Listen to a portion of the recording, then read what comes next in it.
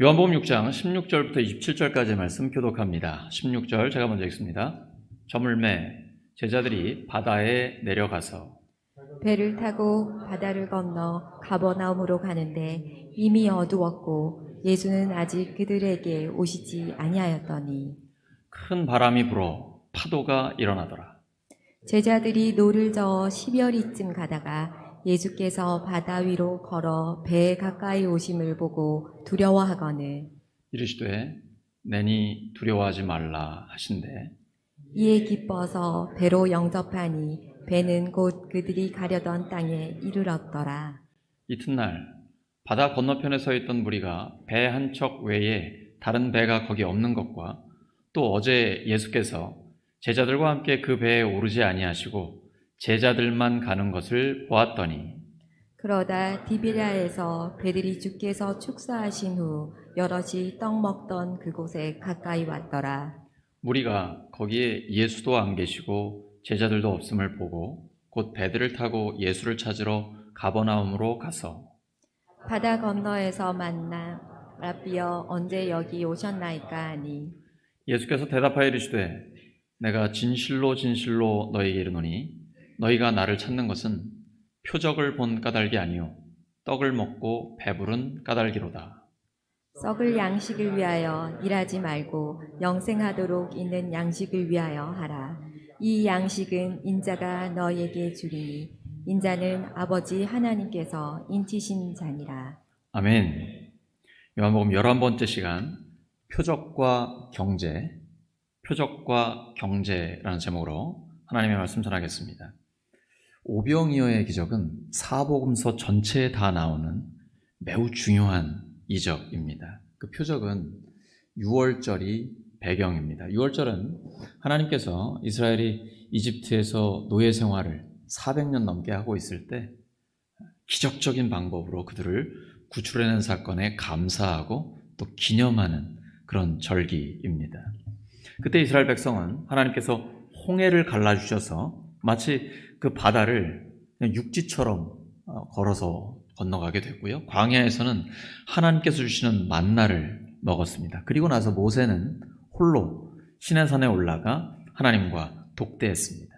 이후에 선지자 이사야는 이스라엘 백성들이 아수르에 침략받은 이후 바벨론의 포로가 됐을 때 그때에 새로운 출애굽의 역사를 통해서 그들을 포로로부터 귀환해 주시고 그리고 그 이후에 또 하나의 새로운 출애굽을 통해 메시아가 출현하실 것이다. 이런 백성을 구원하실 하나님의 역사에 대해서 예언을 했습니다. 이사야 43장 1절과 2절입니다. 시작. 야곱아 너를 창조하신 여호와께서 지금 말씀하시느니라. 이스라엘아 너를 지으시니까 말씀하시느니라. 너는 두려워하지 말라. 내가 너를 구속하였고 내가 너를 지명하여 불렀나니 너는 내 것이라. 내가 물 가운데로 지날 때에 내가 너와 함께 할 것이라. 강을 건널 때에 물이 너를 침몰하지 못할 것이며 내가 불 가운데로 지날 때에 타지도 아니할 것이요 불꽃이 너를 사르지도 못하리니.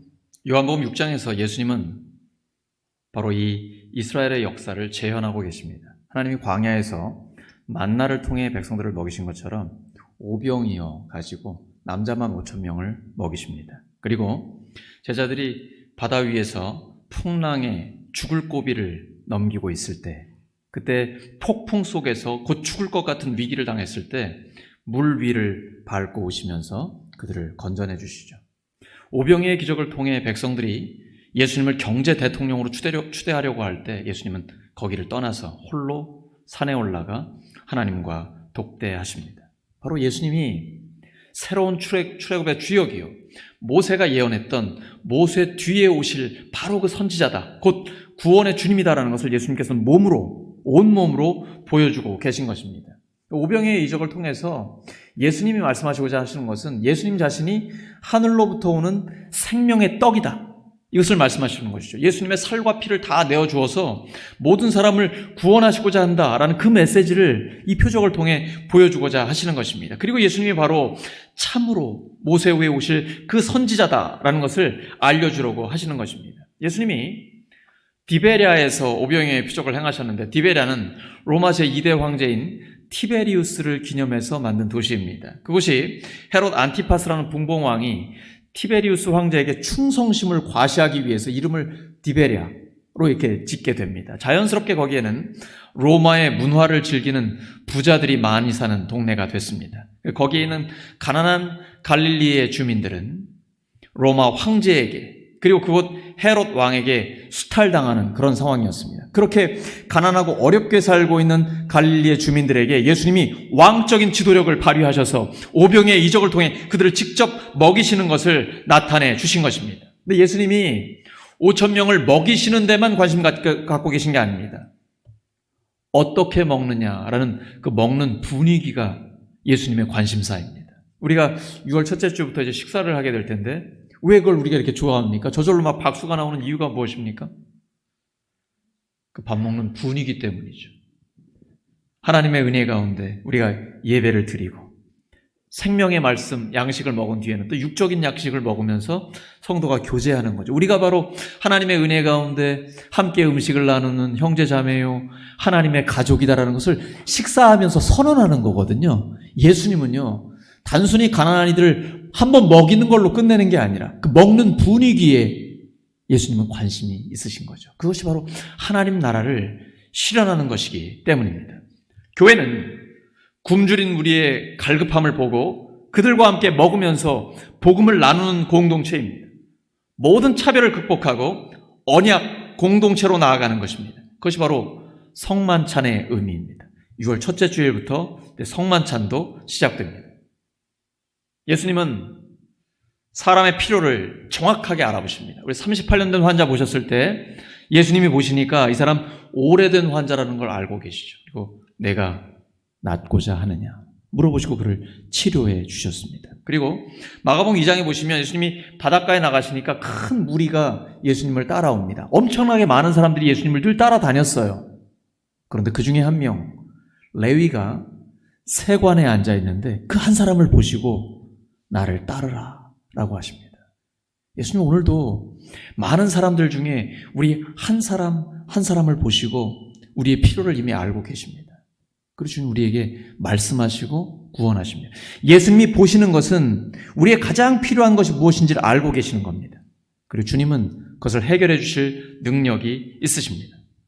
요한복음 6장 14절입니다. 시작. 그 사람들이 예수께서 행하신 이 표적을 보고 말하되 이는 참으로 세상에 오실 그 선지자라 하더라. 예수님이 어린아이 도시락 하나 가지고 보리떡, 그 보리빵 5개 가지고 남자만 5,000명을 먹이는 그 사건을 경험하면서 모세가 신명기에서 예언했던 바로 이후에 올 그 선지자가 이분이구나 라는 걸 그들은 알아봤습니다. 그래서 이렇게 참으로 세상에 오실 그 선지자, 이게 바로 메시아의 별칭입니다.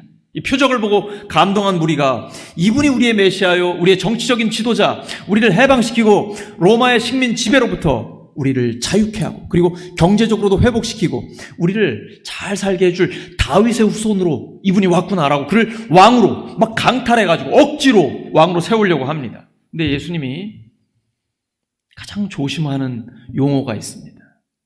예수님을 왕이라고 부르는 겁니다. 왜냐하면 그때는 로마 식민지 시대이기 때문에 로마 제국에 왕은 한 명밖에 없습니다. 황제 외에 누군가를 왕으로 부르면 그 사람은 정치적으로 굉장히 위험해집니다. 예수님이 하나님 나라의 복음을 선포하고 제자들을 중심으로 예수님의 십자가와 부활의 복음을 설명해서 내가 왜 죽고 부활해야 되는지 이 대의 명분을 명확하게 가르쳐주고 그 다음에 십자가를 지셔야 되는데 그 전에 정치적으로 희생되면 안 됩니다. 그래서 예수님은 그들을 물리치고 급하게 쫓아내고 그리고 산으로 홀로 가셨던 것입니다. 오병이어의 표적 후에 사람들은 예수님이 그 가난한 시대에 경제 대통령 되어주기를 원하는 겁니다. 굶주린 무리, 너무나 굶주린 무리는 허기를 충족시키는 자를 구세주요, 왕으로 세우려고 합니다. 지나치게 굶주린 무리들, 오늘날도 보면 스리랑카라든지 남미 쪽에 굉장히 어려운 사람들 있죠. 이런 경우에는 자신의 허기를 충족시켜주는 사람, 곧 정치적인 판단이 잘못되어 악마의 유혹에 넘어가기가 쉽습니다. 우리 인간 역사에서 그걸 많이 보고 있죠. 예수님은 떡, 빵, 밥을 근거로 해서 자신을 왕으로 삼으려는 것 거절했습니다. 예수님은 단순히 경제 대통령이 아니라 모든 영역에서 왕이시기 때문입니다.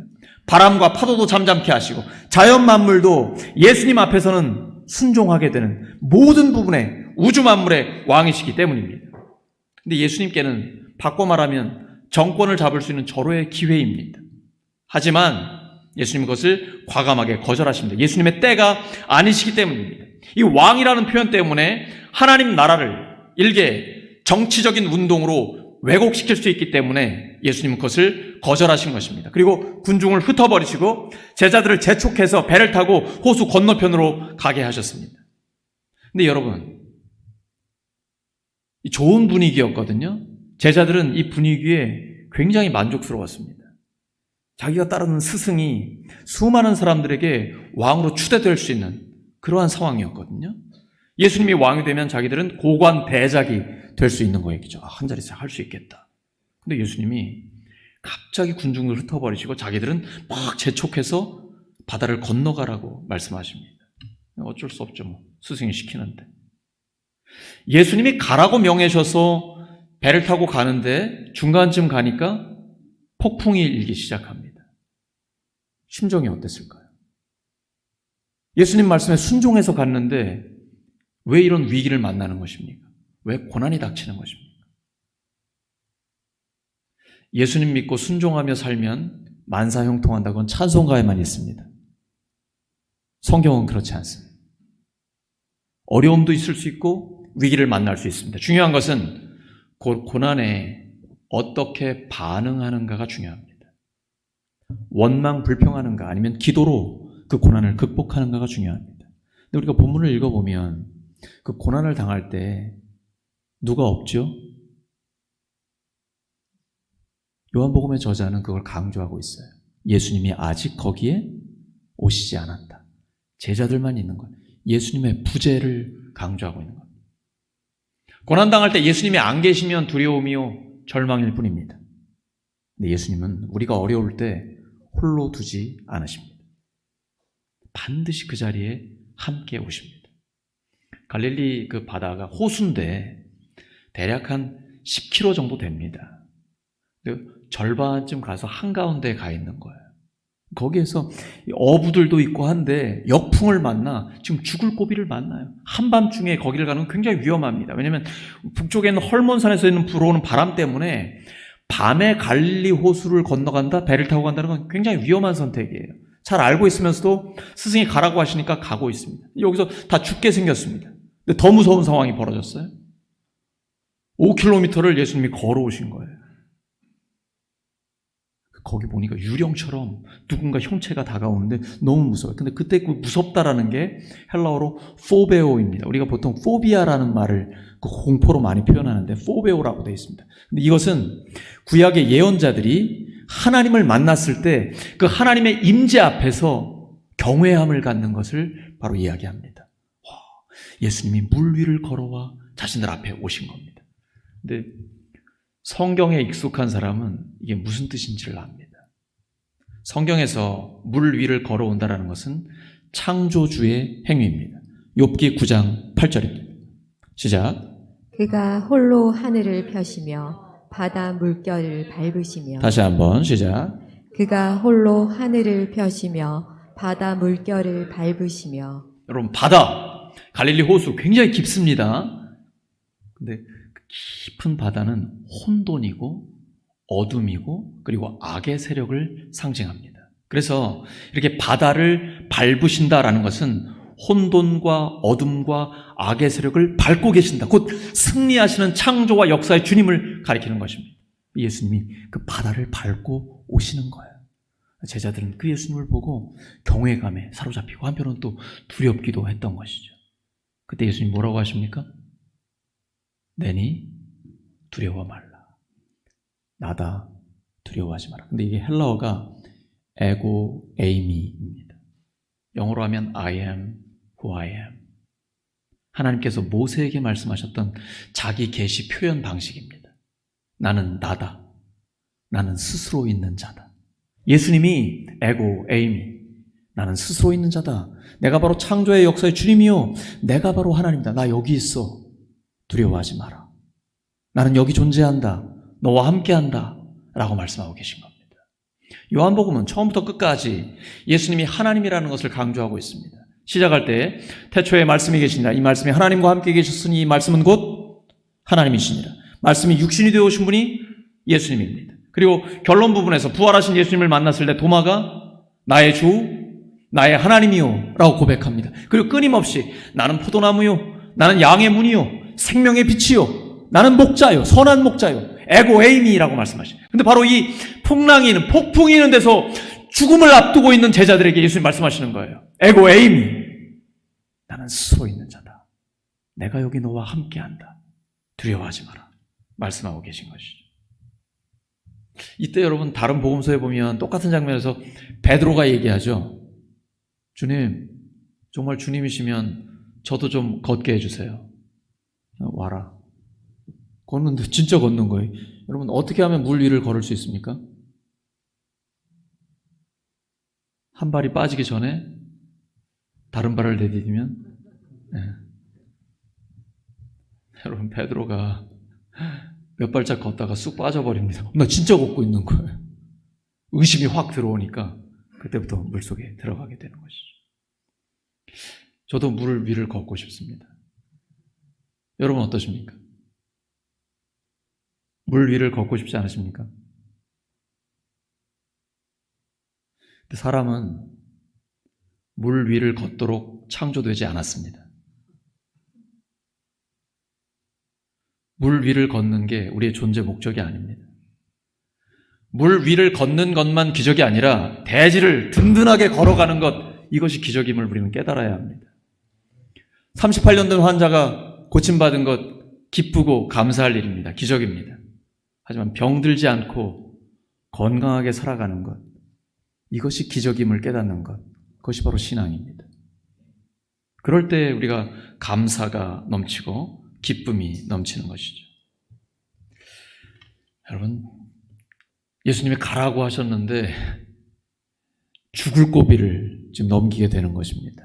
우리가 예수님 믿고 순종하다 보면 힘들 때도 있어요. 제자들처럼 역풍을 만날 때도 있습니다. 예수님을 믿는 제자의 길은 세상을 거슬러서 살아가게 됩니다. 세속적 가치관, 세상적 세계관과 달리 성경적 가치관, 성경적 세계관을 가지고 살다 보면 때로는 고달프고 두려움도 있고 힘들 때도 있습니다. 그러나 주님이 함께 하시기 때문에 넉넉히 감당할 수 있는 것이죠. 모든 사람들 두려움을 느낍니다. 대기업 총수 두려움이 있을까요? 어떨까요? 시장 지배력을 잃어버릴까 봐 항상 그런 두려움과 불안함이 있지 않습니까? 보통 기업의 평균 수명을 보면 한 30년 정도 간다고 합니다. 연예인들 어떨까요? 몸무게가 조금만 늘어도 엄청난 두려움에 사로잡히죠. 청년들은요, 정규직이 되지 못하고 이런 것 때문에 늘 불안함이 있지 않겠습니까? 뭘 먹고 살아야 되나? 결혼도 못하고 자식들 갖는 것도 힘들어하고. 제가 가르친 청년들이 40이 넘도록 아직도 결혼 못한 청년들이 서울에 있거든요. 물어보면 수도권에서 집 가는 게 너무 어렵고 결혼하고 아이를 낳으면 자녀 교육하는 게 걱정이, 불안함이 늘 안에 있는 것이죠. 근데 이 두려움도요, 본문에 있는 두려움은 유익한 것입니다. 창조적인 두려움입니다. 예수님을 초청하는 두려움입니다. 그 안에 두려움이 있지만 예수님이 그들을 구해주기 위해 오고 계시거든요. 그리고 신앙을 오히려 활력 있게 만드는 그런 두려움입니다. 사실 제자들 굉장히 신났을 것입니다. 우와, 예수님이 인기 절정이고 곧 예수님이 정권을 잡을 것 같아요. 그럼 자기들도 한 자리씩 할 수 있을 것 같아요. 막 이렇게 들떠 있었을 거예요. 예수님은 이거를 진정시키는 게 목적인 거예요. 그런 게 예수님의 목적이 아니에요. 오병이어의 표적의 참 목적은 예수님이 생명의 떡이라는 것을 보여주는 것입니다. 근데 떡이라는 번역보다는 사실 빵이 좋고 빵보다는 우리식으로 밥이 좋습니다. 왜냐하면 떡은 이렇게 기념일에 가끔씩 먹는 건데 밥은 항상 먹고 평생 먹는 거잖아요. 예수님은 우리의 생명의 밥이에요. 생명의 빵입니다. 날마다 먹어야 돼. 그걸 말씀하시는 거예요. 예수님의 살과 피를 내어주시면서 우리에게 영원한 생명을 주셨고 그 영원한 생명을 지금부터 가족과 교회와 함께 이 땅에서 누리고 아직 누리지 못하는 사람들에게 하나님 나라의 복음을 선포하라. 그것이 예수님의 뜻이거든요. 근데 제자들이 그 표적의 명확한 의미를 깨닫지 못하고 그냥 당장 정권을 잡아서 자기들도 잘 먹고 잘 살고 여기에만 몰입해 있는 거예요.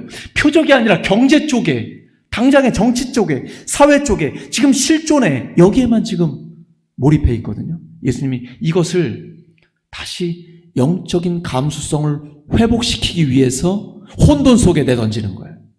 우리 하나님 그런 분입니다. 멀쩡하게 평온하게 잘 살고 있는데 갑자기 우리를 폭풍 속으로 집어넣으실 때가 있습니다. 병들거나 경제적으로 어려워지거나 코로나19에 확진되기도 하고 갑자기 막 힘든 소용돌이 속에 빠지게 하십니다. 왜 그럴까요? 그때 우리가 간절해지거든요. 그때 아버지 하지 말라 그래도 새벽기도 하게 돼요. 누가 시키지 않아도 하나님 앞에 예배드리게 되고 주님의 이름을 부르게 돼요. 이러면 영적인 감수성이 회복됩니다. 그리고 그때에 하나님을 경험하게 됩니다. 하나님은 우리가 영적으로 새로워지기를 원해요. 지금 제자들이 막 들떠있고 격앙되어 있을 때 그들을 진정시켜 주시는 것입니다. 얼마나 그들의 판단력이 흐려졌는지 마가복음에서는 이렇게 표현합니다. 마가복음 6장 52절입니다. 시작.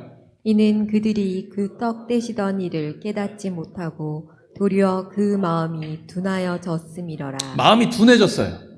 영적으로 민감하지 못한 거예요. 그때 예수님께서 이들을 가르쳐 주신 것입니다. 이렇게 예수님이 딱 그 자리에 올라오시니까 바람과 파도가 잠잠해집니다. 그리고 요한복음 본문을 보면 갑자기 축지법을 쓰신 것처럼 목적하는 그 항구에 탁 다다르게 됩니다. 이게 바로 시편 107편이 그대로 이루어지는 겁니다. 시편 107편 30절입니다. 시작.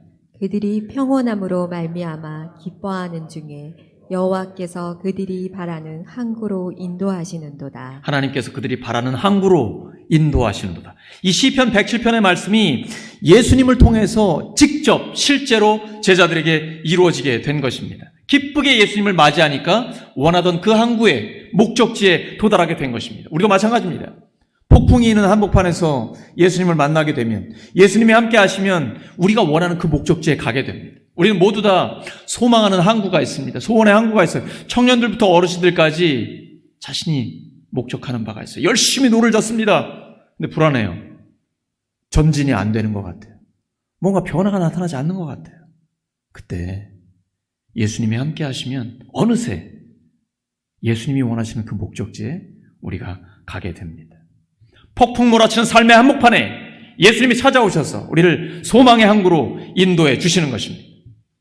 우리가 어려움에 빠져 있을 때 예수님 반드시 거기에 함께 하십니다. 절대로 우리를 그대로 내버려 두지 않으십니다.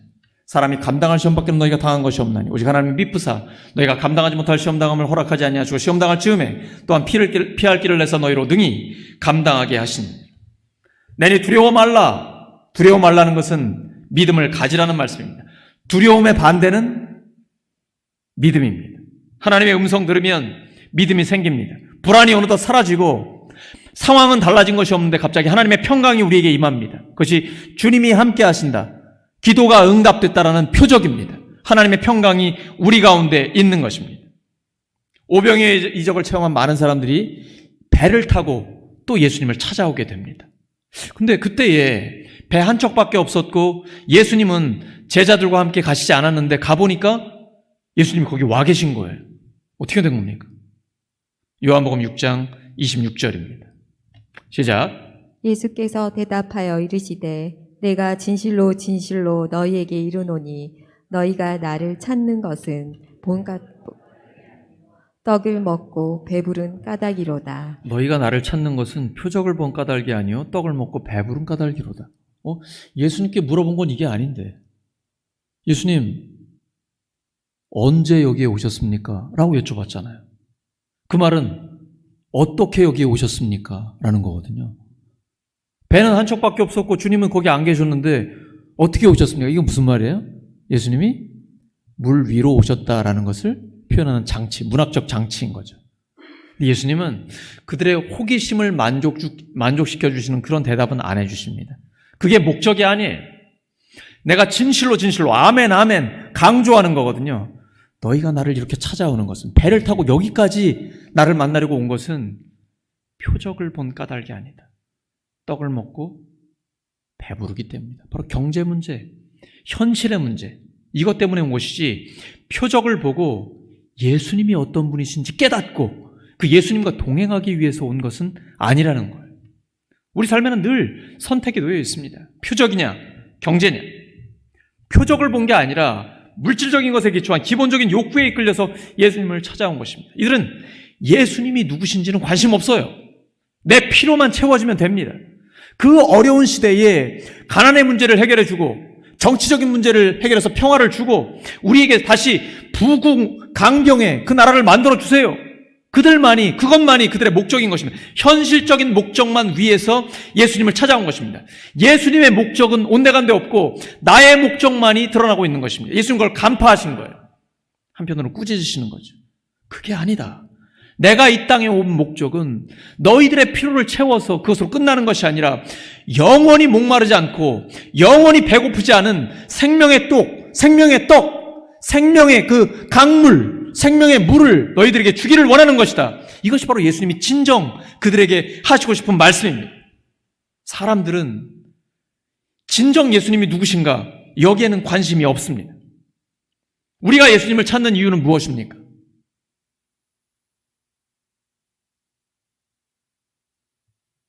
목사들이 자주 하는 말이 있습니다. 우리는 목회를 먹고 살기 위해서 하지 않습니다. 이런 말 많이 하는데요. 우리 정말 그렇습니까? 우리의 필요를 채워주는 분으로 예수님을 찾고 있습니까? 아니면 현실적인 필요를 넘어 영원한 필요를 채워주시는 그분으로 예수님을 믿고 따르고 있습니까? 빵을 먹고 밥을 먹고 배가 부른데 예수님은 보이지 않습니다. 예수님께 가려면 그 밥을 넘어가야 합니다. 돈과 물질을 초월해야만 예수님이 보입니다. 보이는 현상 뒤에 숨어있는 진리를 보아야 합니다. 그때 예수님 말씀하시죠. 본문 27절 보시기 바랍니다. 본문 27절입니다. 다 함께 시작. 썩을 양식을 위하여 일하지 말고 영생하도록 있는 양식을 위하여 하라. 이 양식은 인자가 너에게 주리니 인자는 아버지 하나님께서 인치신 자니라. 하나님께서 인정하시는 사람이 바로 인자, 그 사람의 아들 예수님인데요. 썩을 양식을 위해 일하지 말고 영생하도록 있는 양식을 위하여 하라. 그러면 우리가 세상에서 직업을 갖고 일하는 것은 썩을 양식을 위해 일하는 것입니까? 큰 오해하시면 안 됩니다. 그거 하나님이 맡기신 일입니다. 우리가 양식을 위해 일하는 것 거룩한 일이요, 하나님이 맡겨주신 굉장히 소중한 일입니다. 그런데 그것이 먹고 살고 이 현실에만 또는 내 가족에게만 머물러 있다면 그것은 썩을 양식을 위해 일하는 것입니다. 이웃에게 관심이 없다면 썩을 양식을 위해 일하는 것입니다.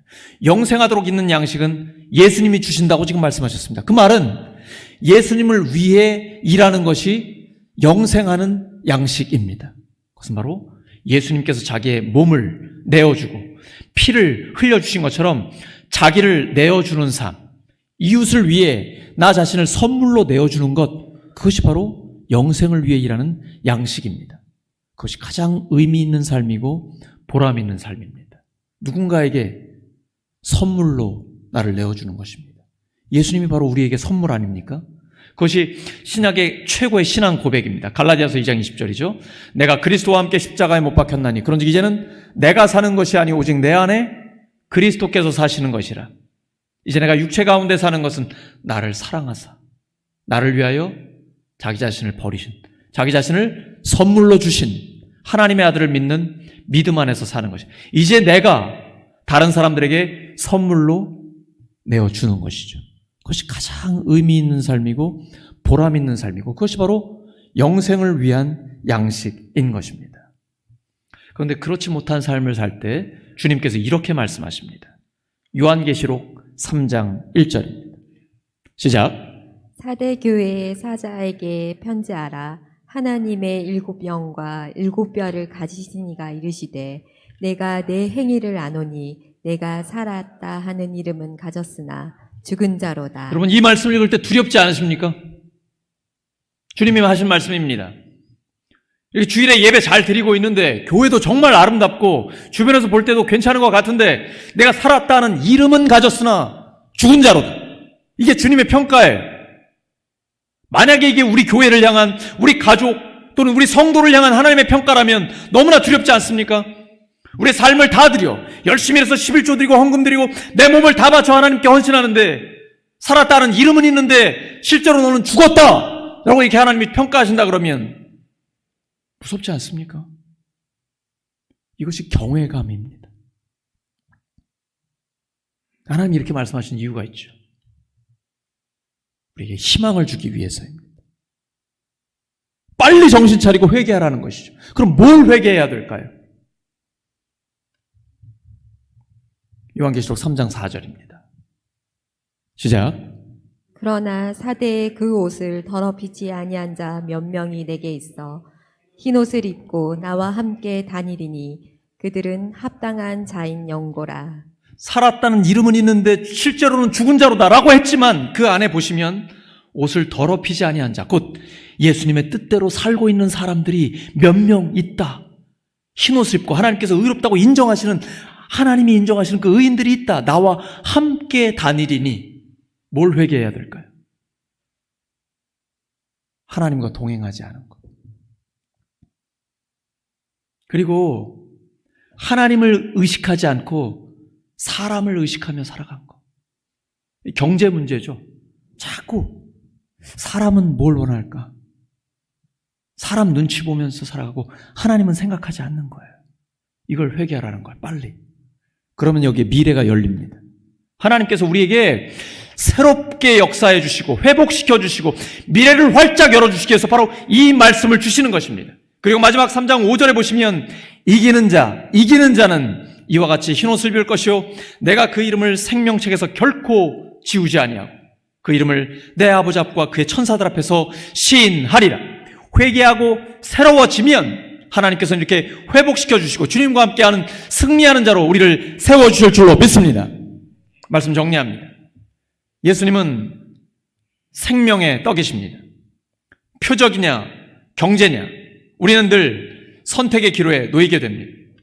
표적을 선택하고 예수님과 동행하면 경제는 하나님께서 책임져 주십니다.